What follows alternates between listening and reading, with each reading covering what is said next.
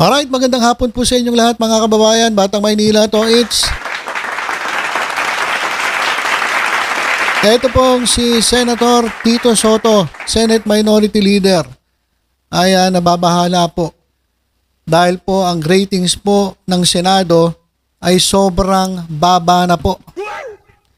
At matindi pa nito, mas mababa pa ang ratings ng Senado kaysa sa House of Representatives. At ito daw ay nangyari ngayon lang. At ito ang kauna-unahang pagkakataon na nangyari ito. Na mas mataas pa ang ratings ng House of Representatives kaysa dito sa Senado. So ibig sabihin, mas natutuwa ang taong bayan sa performance ng House of Representatives sa pangunguna ni Martin Romualdez. Kasi sa tingin ko lang mga kababayan na nakikita kasi ng taong bayan na yung ginagawa ng House of Representatives, ito ay naaayon sa kanilang mandato para sa bayan.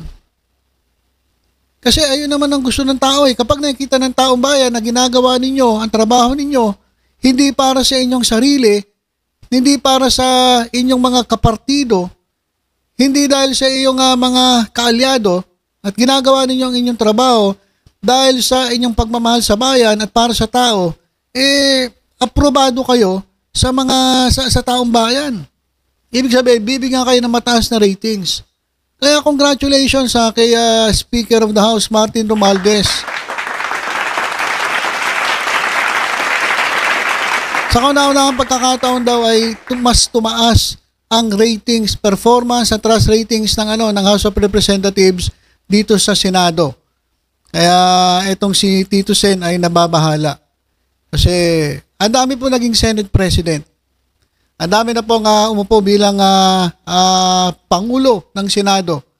Pero ngayon lang po nangyari na ang ratings ng Senado ay bagsak.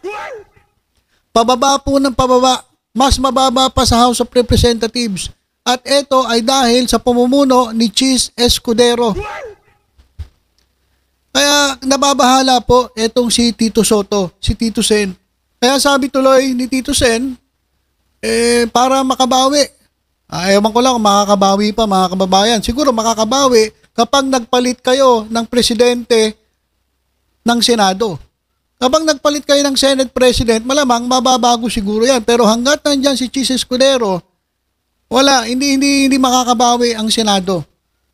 Kasi sabi ni Tito Seno, never repeat what happened to the budget last year. Kasi yun nga ang pinaka-controversial na budget sa kasaysayan ng Pilipinas. At marami pong nangyari nga usapin dyan. Kaya doon na nagsimula yung pagbagsak ng ratings ng Senado. Lalong-lalo na nung Nabucco, mga kababayan. Nabucco na itong Senate President ay pumunta po doon sa BICAM. Wala naman pong nagpupuntang Senate President kapag may BICAM Tungkol po dyan sa budget, wala po. Kauna-unahan. Kaya lahat po ngayon ang nangyayari, kumbaga, meron talagang first time. Meron po talagang first time mga kababayan kasi first time na mas mataas ang ratings ng House of Representatives kaysa sa Senado. Ito pa, first time. First time na pumunta ang isang Senate President sa BICAM. 2 beses pa. Ano kaya ang ginawa nito? Sabi nung iba mga kababayan, ayon sa balita, sinisigurado lang daw niya. Sabi nung sa balita, sinisigurado niya na yung kanyang insertion, kasi nag-insert po na 142 billion. Correct nyo nga ako, 142 ba o 143? Basta malapit lang, basta 140 plus. May in-insert si Chis Escudero. At yung 2 beses siyang pumunta dyan sa BICAM na hindi naman po nangyayari sa kasaysayan ng Pilipinas. Siya lang talaga ang gumawa noon. Sinigurado na hindi may slash yung kanyang ipinasok, yung kanyang in-insert na budget. So, para bumalik ang tiwala ng taong bayan dito sa Senado, dapat hindi na mangyayari uli yung ganon. At isa pa, kinakailangan kayong makinig sa hinanaing ng taong bayan. Ayan ang pinaka-importante. Kapag sarili nyo lang ang iniintindi ninyo, kapag partido nyo lang ang iniintindi ninyo, kapag mga kaalyado nyo lang ang iniintindi ninyo, kapag bulsa nyo lang ang iniintindi ninyo, hindi kayo makakabawi. Pabagsak ng pabagsak ang ratings at ang tiwala sa inyo ng taong bayan. Pero yun ninyo, first time, Cheese Escudero, akala mo, sa totoo lang mga kababayan akala ko kapag ito na upo magaling. Yung pala nasa loob ang kulo. Meron din pala itong katarantaduhan sa katawan mga kababayan. Kaya, para makabawi, ganon, wag na mangyari uli yung budget at makinig sa sigaw ng taong bayan. Well, ewan ko lang kung mangyayari yan sa panahon ni Cheese Escudero.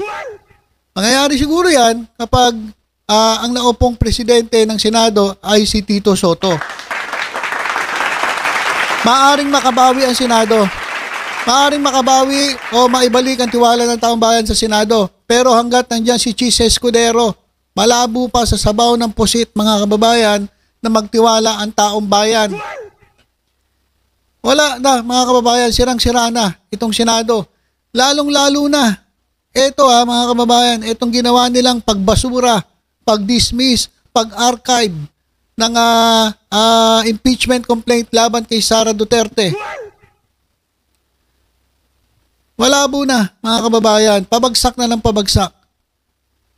Kaya ito nga mga kababayan na may papakita lang ako sa inyo Kapag meron tayong ganitong klaseng senador, nakasamahan ni Cheese Escudero, sa tingin ko, hindi po maibabalik ang tiwala ng taong bayan. Tingnan nyo. Bongo na alarma sa mataas na kaso ng leptospirosis sa bansa. Galit na galit siya doon sa Department of Health at tugunan daw ang tumataas sa kaso ng leptospirosis sa bansa. Sabihin niyo, ano naman ang connection ng leptospirosis sa pinag-uusapan natin? Ito nga etong si Bongo, masyado siyang naaalarma, tumataas ang kaso ng leptospirosis. Pero yung kaso ng corruption, yung kaso ng pagnanakaw dyan sa gobyerno, hindi siya naaalarma. At in fact, pinagtatakpan pa nila. Buti pa ang leptospirosis. Napansin mo. Pero yung pagnanakaw, yung pagwaldas sa pera ng taong bayan, sa pagwaldas ng confidential fund, alam ko naman, alam mo yon. Pero bakit nyo pinagtatakpan? Ba't ayaw nyo pagpaliwanagin itong ating vice presidente? Buti pa si leptospirosis. Napansin mo. Pero yung pagnanakaw ng kaalyado mo, na gusto lang naman namin marinig ang paliwanag, pinagtatakpan ninyo. O isa kasi ito, sa merong pinakamalaking pakinabang dun sa budget insertion ni Cheese Escudero. Kaya sa totoo lang, wala nang tiwala sa inyo taong bayan kaya nabibisit na Buti pa ang House of Representatives. Sa totoo lang, mas pinagkakatiwalaan na ngayon ang House of Representatives dahil yung mga representante ng iba't ibang distrito sa bansa ay talagang tumatayo para sa katotohanan.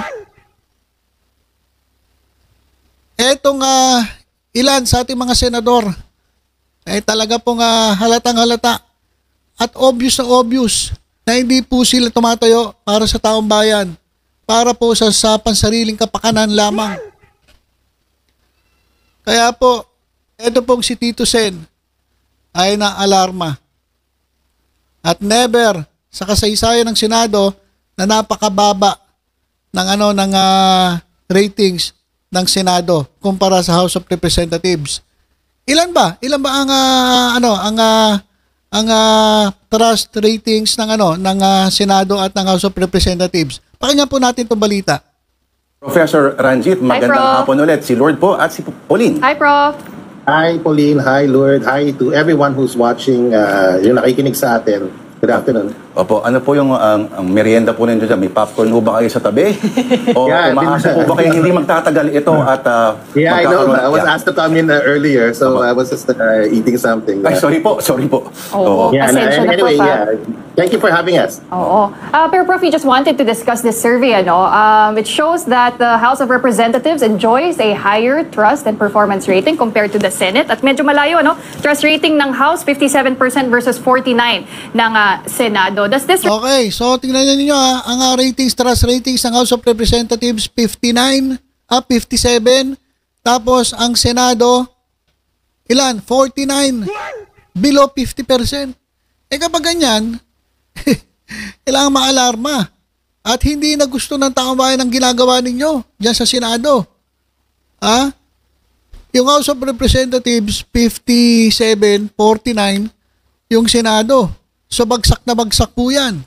reflect the ongoing impeachment issue? Yeah, I think so. First of all, when we ask our interviewees, there's no conscious attempt to compare between two houses, no? So they just tell us how they feel, and it's the current sentiment at this time. So the second point I'd like to raise is that these numbers will change, no? As they have changed over the past quarters. Our last survey was done for fourth quarter of 2024. This is the only quarter we've done this kind of survey, and in the more than 6 months. Napansin nyo, yung sa House of Representatives, yung trust ratings nila, 57, tapos 55 yung performance ratings. Pagdating po sa Senado, 49 ang trust ratings, 47 ang performance ratings. Ibig sabihin, wala nang tiwala ang taong bayan dito sa Senado at pati sa kanilang trabaho. Hindi na rin believe ang mga Pilipino dito sa trabaho ng Senado. Base po yan dito sa Okta Research. These are the numbers we're seeing. Number 3 is that personally, I think it's unfair. What I believe and I trust in the sentiments of our kababayan. So I have a different perspective. I have a very high regard for the House, for the Senate and the House. And in my sense, this kind of historic decline in the Senate trust and performance ratings, in my view, parang hindi ko rin siya ma-explain except to say, Paulina, baka yung last, when people look at things, my wife was telling me this negativity bias in psychology, and the last 10 good things, the one bad thing that you do, natatandaan. And it's so easy. Remember that the protest against the Senate and PR work against the Senate President started really in June, just last June. And this survey was conducted July 17. So we captured the momentum, the negative media campaign against the Senate and Senator Escudero. So maybe this is it, no? But what I want to say is that the Senate in the 19th Congress was one of the most productive Senates in history. So many landmark legislations were enabled because of the hard work of that Senate. You can remember that Senate to be the Senate that investigated Alice Guo, that started discussions about free internet and access to all under Senator Cayetano and then all these major reforms, socioeconomic reforms under the leadership of Senator Chis Escudero. Parang tila nakalimutan lahat 'yon. And na-replace nitong divisive, very polarizing impact ng impeachment. Kasi the negativity against the Senate could be two ways. One is people are against the idea of junking the impeachment, and people are also against the idea of having an impeachment. So nagkasama siguro lahat. Okay, so wag na lang nating tapusin mga kababayan, putulin ko lang. Ngayon, yung sinasabi na ito ni pangalan na ito, itong nagsasalita, productive daw yung pamumuno ni Chis Escudero dahil marami raw na pasang landmark na mga batas. Well, masasabi ko lang, dapat lang. Kasi trabaho nila yun eh. Trabaho nila yun. Hindi mo pwedeng sabihin na magaling sila kasi maraming ganyan. Talagang trabaho nila yun eh. Parte yun ng trabaho nila. So, normal lang yun na dapat gawin nila ng mabilisan at para naman di masayang ang pasweldo sa kanila ng taong bayan. Diba? Ang nangyari kasi, merong mga bagay na mas importante na katulad na itong accountability ng Vice Presidente. Kaya marami nagalit kay Chis Escudero. Marami nagalit kasi sabihin man nila na totoo o hindi, politika ito. Ginagamit nga lang nila Supreme Court para pagtakpan nila sarili nila. Pero totoo talagang gusto nilang patayin itong impeachment complaint. So, sa madaling salita, ayaw na po ng taong bayan. Napakababa na po ng tingin ng taong bayan. Yung trust rating sila bagsak, yung kanilang performance ratings bagsak, mas mataas pa ang House of Representatives. Paano makakabawi? Huwag daw ulitin yung dati at makinig sa taong bayan. Pero sa tingin ko, malabong mangyari na makikinig itong mga ito sa taong bayan. Alam mo, para bumalik ang tiwala ng taong bayan niya sa Senado, mag-resign itong si Chis Escudero. Para sa akin, mag-resign ka na, Chis Escudero. Simula nung naupo ka dyan, nagka-leche-leche na ang Senado. Simula nung naupo ka dyan, nasira ang tiwala ng taong bayan niya sa Senado. Pati doon sa trabaho ninyo, hindi na po natutuwa ang taong bayan. Kaya, sa nakikita ko, para tumaas ulian, mag-resign ka, Chis Escudero, at ang papalit sa'yo si Tito Soto para sigurado na ang tiwala ng taong bayan ay maibalik dyan po sa Senado. Mag-resign ka na. Mag-resign ka na. Madami ka naman na sigurong dyan eh. Okay na yon. Kaya ayan mga kababayan, nabahala po si Tito Sen. Andyan po sa pagbagsak po ng trust and performance ratings ng Senado.